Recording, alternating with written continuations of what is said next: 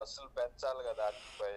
ఉమ్, మీరు ప్రశ్నిస్తున్నారని మిమ్మల్ని ఆటోమేటిక్ గా ఒక సైడ్ మాట్లాడుతున్నారని అంటే జర్నలిజం ఉండేదే ఆపోజిట్, ప్రతిపక్షంగా ఉండేది కదనా. అవునవును.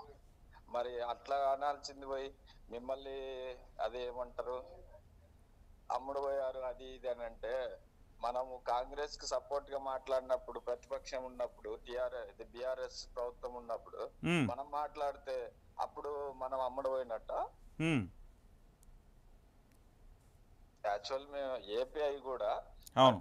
వైసీ ఇది ఇక్కడ చూసుకోవాల్సిన వాళ్ళం కూడా అక్కడ కాంగ్రెస్ రావాలని నా ఫేస్బుక్ అన్ని చూసుకుంటే రేవంత్ రెడ్డి గాని కాంగ్రెస్ గాని ఎట్లా పెట్టాము రావాలనుకున్నాం, కానీ ఈ ఉమ్, టైప్ వచ్చేదానికి మనం కష్టపడాలనా. ఉమ్, ఇప్పుడు మాకేమి ఇచ్చారని మేము పెట్టాము పోస్టులు ఉమ్, చెప్పండి అన్న. ఉమ్, నేను 2 రోజుల నుంచి చూస్తున్నాను మీవి. ఓకే. చూస్తే వన్ సైడ్ గా మిమ్మల్ని టార్గెట్ చేసి మాట్లాడుతున్నట్టుంటే ఉమ్, అందుకోసం బాధతో చేశాను. థ్యాంక్ యూ అన్న. ఇప్పటికీ అదే కామెంట్లు నేను మార్నింగ్ కూడా చాలా క్లారిటీగా కూడా వీడియో కూడా చేసి చెప్పిన. అవునవునవును. అంటే భాష పరంగా కొన్ని పదాలు అట్లా వాడకూడదు కదా అన్నప్పటికీ కూడా మనకు ఎంత డ్యామేజ్ అయింది అనేది కూడా తెలవాలి కదా. అవును. నేను కరీంనగర్ లో 4 ఏళ్ళు ఉన్నాను అన్న. ఉమ్, అక్కడే మా ఫ్రెండ్ చెప్పాడు, మీకు తెలియదు, మీకు వాళ్ళది వచ్చాక మీకు తెలుస్తుంది అని నాకు మెసేజ్ పెట్టారు.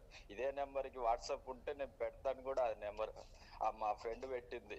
ఉమ్, మీకు తెలియదు అంటే నన్ను అదే పిలుస్తారు, మీకు తెలియదు కడప రేవంత్ రెడ్డి వస్తే తెలుస్తుంది మీకు అని పెట్టాడు మెసేజ్ నాకు. ఓకే. మీది చూసుకోవచ్చు కదా, వైసీపీ ఆడ ఉంది కదా, అంటే ఏపీ కదా అన్న. అవునవును.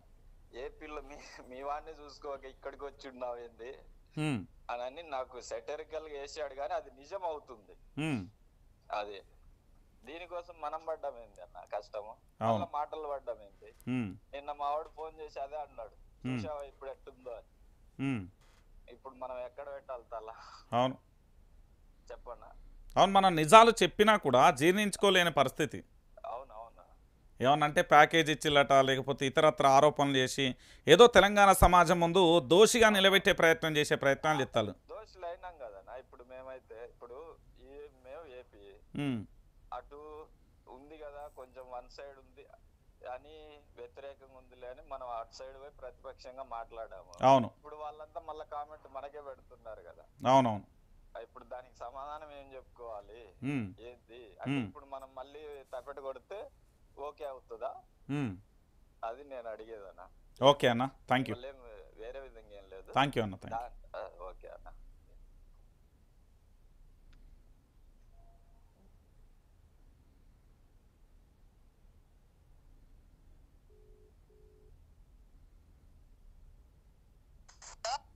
Hello Nagaraj, good evening.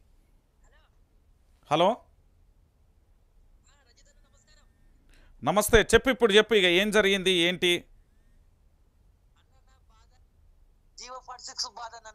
Okay.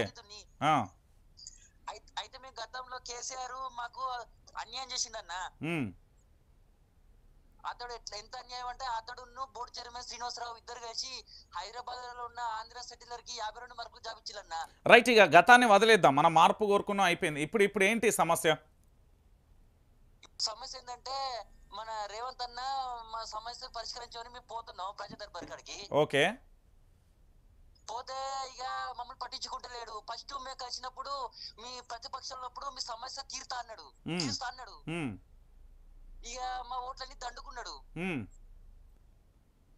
ఇక దండుకున్నాక ఇక మమ్మల్ని పట్టించుకుంటలేడు. ఆమె కొండ సురేఖ దగ్గరికి పోయినాం, వాళ్ళ ఇంటికి పోయి కలిసినాం ప్రజా దర్బార్. ఆమె కూడా ఇక గంత అవుతుందన్న, మమ్మల్ని ఇక పట్టించుకుంటలేరు.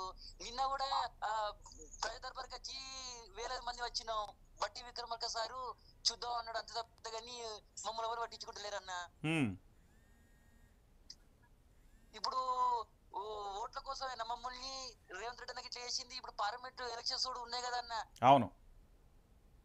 అట్లా నిర్జీవ జీవితాలతో ఎందుకు ఆడుకోవాలి అన్న?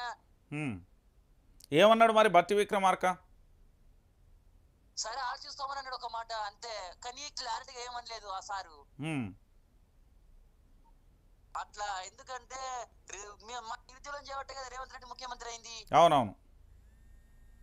అందరం ఒకటయ్యి కేసీఆర్ కు ఆంధ్ర సెటిలర్ కు ఇచ్చిండు కానిస్టేబుల్ జాబులన్నీ. 52 మార్కులు వస్తాయి అన్న వాళ్ళకన్నా. మెయిన్స్ రిటర్న్ కలిపి మాకు 112, 122, 132 మార్కులతో జాబ్ రాలేదు. ఓకే, ఇప్పుడు రేవంత్ రెడ్డి మాట తప్పినట్టేనా మీ దృష్టిలో? ఇక మా దృష్టిలో అంటే ఇంకా మాట తప్పలేదు. ఇప్పుడు ఎలక్షన్స్ కూడా వచ్చే అవకాశం ఉంది కాబట్టి ఇప్పుడైనా అతను మా మీద చూసి మరీ అమలు చేయాలనుకుంటున్నాం మేము. నేనేమంటున్నా అంటే 30 రోజులు గడిచింది కదా, మళ్ళీ ఎలక్షన్ కూడా తేం ఉండదు కదా అన్న. అవును, అది కూడా వాస్తవమే. కాబట్టి ఆయనకు కనివిప్పు కావాలి. మరి నిరుద్యోగులు ఆడుకుంటే ఇప్పుడు 80,000 పుస్తకాలు చదివిన కేసీఆర్ని ఓడించినాం మేము. ఇతనుకు ఎన్ఆర్ఐ అంటే తెలియదు. మరి ఈయన ఓడించడం మాకు పెద్ద సుతరం కాదు. అదే మా నిరుద్యోగ దమ్ము ధైర్యం అనేది మా మంచితనం చూసిండు సార్ ఆయనే. ఇప్పుడు